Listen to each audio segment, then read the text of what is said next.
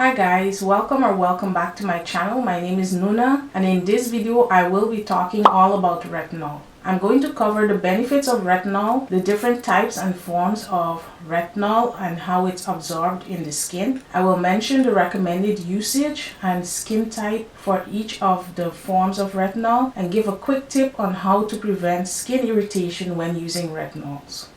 So there are several benefits to using retinols, and this is why it's an important ingredient in any skincare routine because it can improve overall skin health and has anti-aging properties. And there are four categories of retinoids. These are retinol esters, retinol, retinol aldehyde, all of which can be found over the counter, and then there is retinoic acid, which is only available by prescription. So retinoid is an umbrella term used for the many derivatives of vitamin A and are derived from animal sources. They all work by binding to and activating retinoic acid receptors in the skin and altering the skin's DNA makeup, which changes the skin's appearance and texture, leading to varying benefits like improvements in pigmentation, the appearance of fine lines and wrinkles, minimizing acne, regulating cell turnover, promoting effective exfoliation, oil control, unclogging pores, and so much more. No matter what type of retinoid we apply to our skin, only the biologically active form, retinoic acid, can be used by our skin. So retinol esters, retinol, and retinol aldehyde all need to first convert to retinoic acid directly on the skin's surface in order for the skin to get the benefits. Keep in mind that the more steps it takes to convert to retinoic acid, the weaker and therefore more gentler it will be on the skin.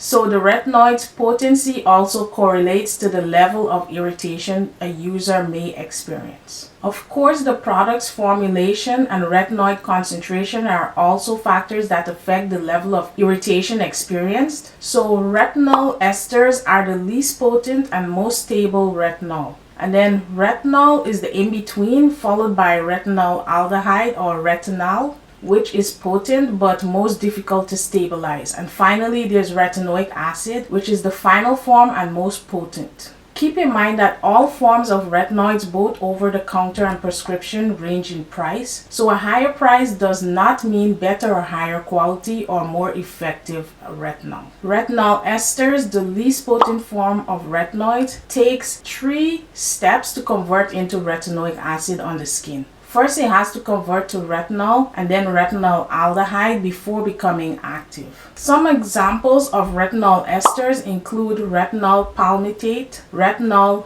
linolate, retinol acetate, and retinol propanoate, all of which are quite gentle on the skin. Next, there's retinol. Retinol takes 2 steps to convert into retinoic acid. It has to convert first into retinol aldehyde, so it's more effective than the retinol esters. Retinol aldehyde, also known as retinol, is the strongest of the over-the-counter retinoids. It's 1 step closer to retinoic acid, and it therefore only takes 1 step for it to convert to retinoic acid and become active, making it more potent than retinol esters and retinol. A relatively new form of retinoids is retinoic acid esters, which have been shown to be pretty gentle on the skin. 2 forms of retinoic acid esters are retinol retinoid and hydroxypinocolone retinoid, or HPR, popularly known as grand active retinoid. Retinol retinoid converts into both retinoic acid and retinol when it interacts with the skin. So you can get both instant and delayed benefits as the retinol begins its own 2-step conversion process. So HPR binds directly to retinoid receptors without having to be converted to retinoic acid first.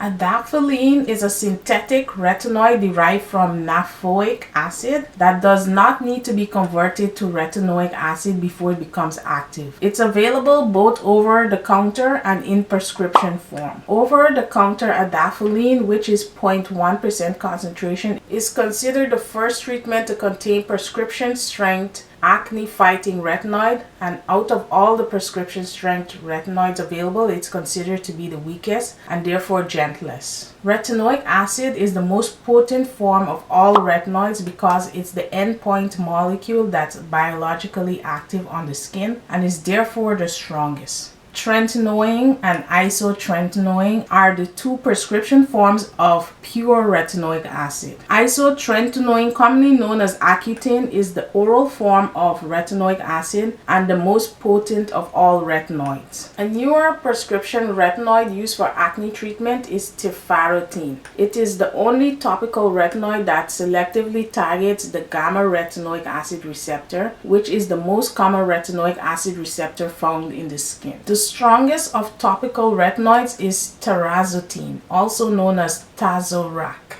a retinoid that binds to both the beta and gamma retinoic acid receptors in the skin. In addition to the many forms of retinoids, there are a number of plant-based alternatives, also known as retinols. And they provide benefits similar to retinoids and tend to be more gentle but not quite as efficacious. These would be an alternative for skin that can't tolerate any of the other more gentler forms of retinoids. Some of the common retinols include butyl, resveratrol, carrot oil, and carotenoids. Now let's move on to some tips to reduce the irritation experienced by retinoids. The first way to do this is to reduce the contact time that the retinoid has with your skin. So you can do this by applying it in the evening and then washing it off right before bedtime.